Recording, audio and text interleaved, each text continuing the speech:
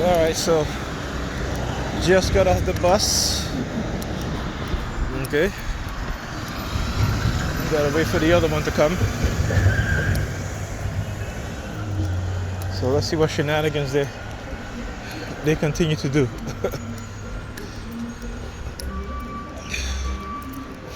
So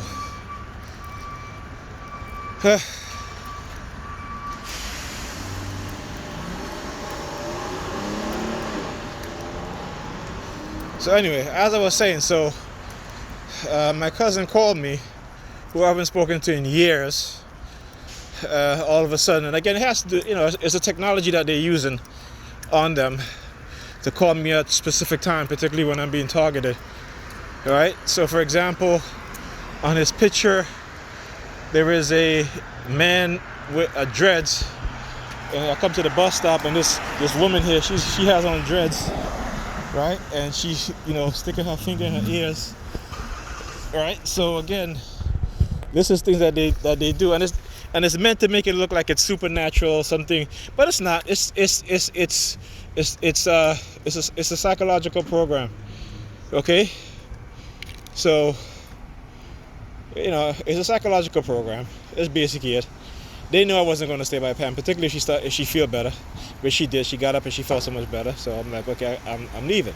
Now, if she didn't feel better, then I would have stayed the night and go home in the morning, help her with the kids in the morning. But since she felt better, I wasn't staying. And they know this because they know,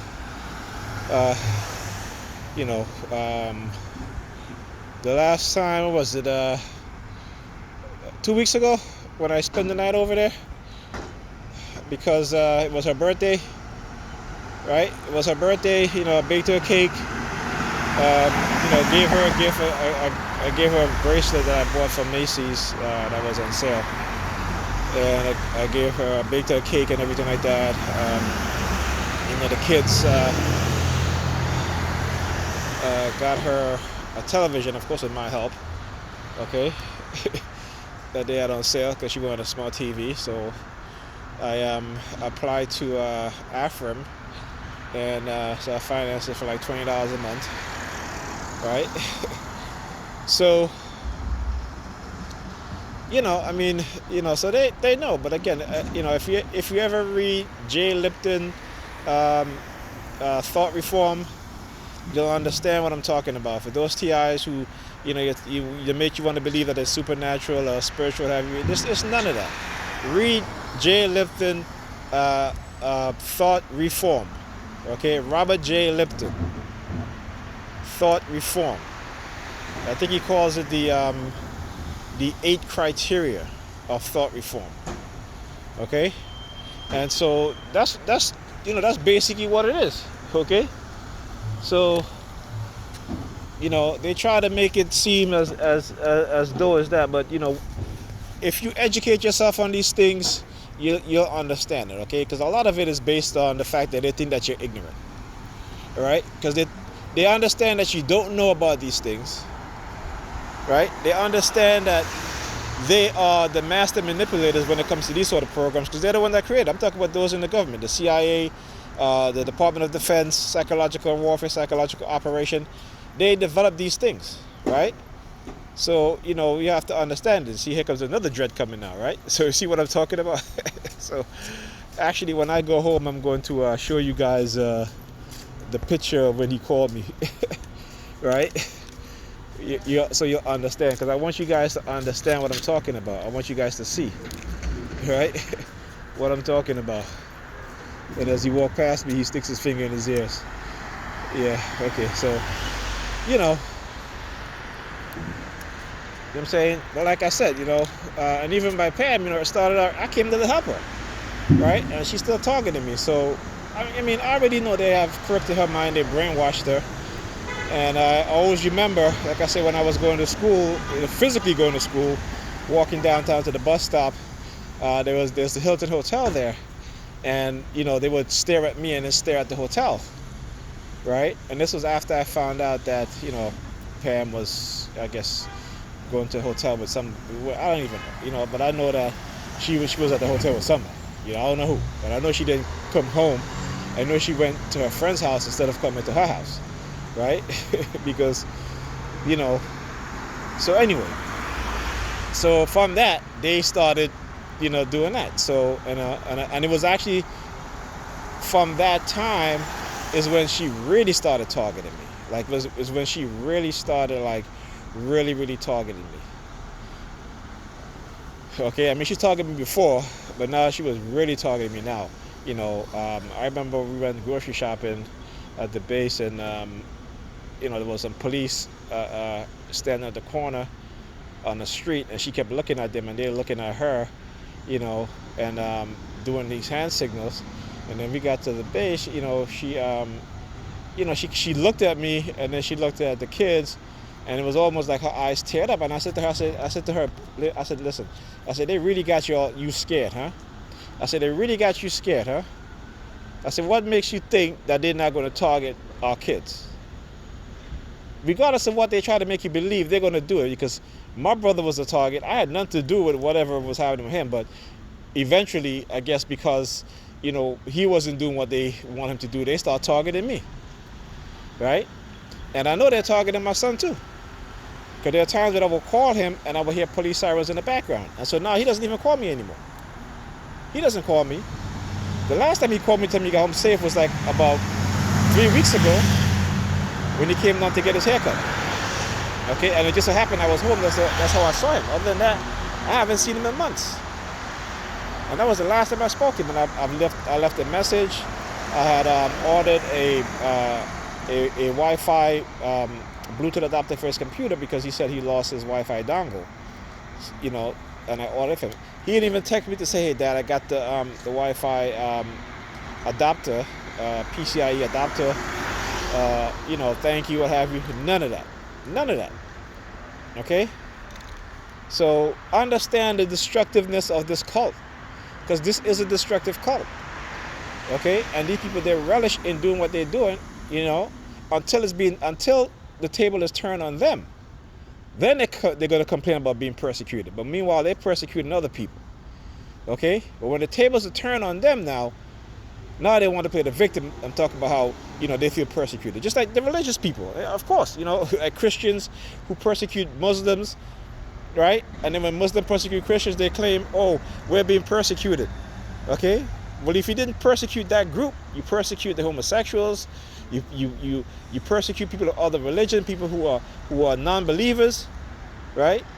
But as soon as somebody speak up against your religion, all of a sudden they play the victim and talk about, they're persecuted. I mean, that's the ridiculous shit of it all, So understand what we are dealing with, okay? And I'll say, those who believe in religion are very hypocritical, because religion itself is hypocritical. Well, I was going to take a dollar van, but he's not stopping for me. See, that's what they do, right? They want me to be out here late. So they're not even stopping for me. Like, in Brooklyn, we in New York, they have like these dollar vans that, go along the bus route. And, normally, they try to make that dollar. Okay, so they'll stop for me. Not tonight, though. Not tonight. But, again, this is what they do. This is what they do. Okay? And this guy over here, he across the street, looking at me and taking his thumb and putting it on his lip. I'm like, okay, so what? I talk about what's going on, so what does that mean? Right? What does that mean? What, you want me to be silent of being a victim of non-consensual human experimentation? Because that's exactly what they want. So they want you to believe that when you talk about what's happening to you, that somehow you're going to be arrested or you're going to get killed or stuff like that. This is all that they do in order to shield themselves and protect themselves from accountability. Well, it's not going to happen with me. It's not going to work with me. Okay? It is not going to work with me. All right? And, anybody, and I guarantee if this was being done to any one of them, they wouldn't be silent either. So, but the fact that because they're participating in it, and the fact that they feel shielded by those in law enforcement is the reason why, they continue to do it. And so, what can I do? What can I say? Except to do what I'm doing right now, which is to expose it and bring light to what's going on. You know? Now imagine how many people they have set up. 2 days ago, there was this guy walking on my block, and he had on a shirt that says the setup. And he's looking at me, and then he looks over at a house across the street. Right? And I forgot to mention that. But this is what they'll do sometimes. Sometimes they'll let me know that they set me up. Okay? So people who wear shirts say they're set up, or they'll make the comment, "Oh, it's a setup." That sort of thing. You know what I'm saying? And so, yeah, I mean, I gotta do it. I gotta do this because it's not just about me. It's not just about me. Okay? And this is why I continue to speak upon this, because it's not just about me. It's to shed light of what's going on so that it doesn't happen to anybody else. And if it does happen to somebody in the future, they'll be well equipped to fight back against what's being done to them. Okay? And they hate that. I mean, why? I mean, come on. We know what happened to whistleblowers within government agency, within the police force. Right? They always use psychiatry as a means to discredit those individuals. It's the same with us targeted individuals who are victims of non-consensual human experimentation and illegal microchip by the U.S. government and those within law enforcement. Okay? So this is what they're doing. All right. Now let's see if I can get a bus or one of those dollar vans. Probably not, but So the other one, he just drove past. I hailed him down, but he didn't stop. So hey, I already know what kind of night it's going to be. All right. And this is what happened when they continue to attack you, and they feel they beat you down, so they feel confident that they win and all this shit. Like I said, that's why when I walk past the kitchen, Pam, she turns around and stay at the window. Okay, she turn around and stay at the window. Then she's walking past me for the rest of the time, not doing the palm fixation drill. And I'm like, okay, so what does that mean? Like, get the fuck out of here, seriously, Like, I have no time for this shit. Anybody who participates in this shit, anybody who is willing to sell themselves for money or whatever, I can't be friends with you. Sorry, I can't deal with you. I can't hang out with you. It's just like anybody who try to offer me drugs. I can't hang out with you. You know what I'm saying? I can't do it. Particularly, I'm not talking about marijuana. I'm talking about cocaine, for instance. Can't do it. And they've tried to do it before. Try to get you hooked on drugs. That's what they do. Okay? So, yeah.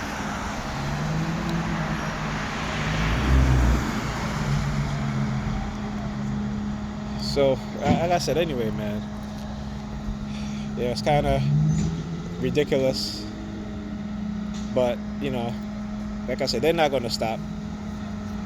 I've been in this program for going on 2 decades now, possibly even longer. Because remember, it takes about 2 or 3 years for them to condition you without your knowledge. Okay? And then somehow they trigger you, or you become aware of the targeting of the psychological conditioning, and you start to react to it. And that's what they waited for. But there's nothing you can do. Once you become aware of certain things, you're going to react to it. You know what I'm saying? That's just the way it is, because it's violence. It's psychological violence. It may not be physical, but it leaves psychological damage and a psychological scar. And this is what they feel, because it's psychological, then it's okay. Then they can get away with it. Doesn't matter how many people's lives they ruin. Okay?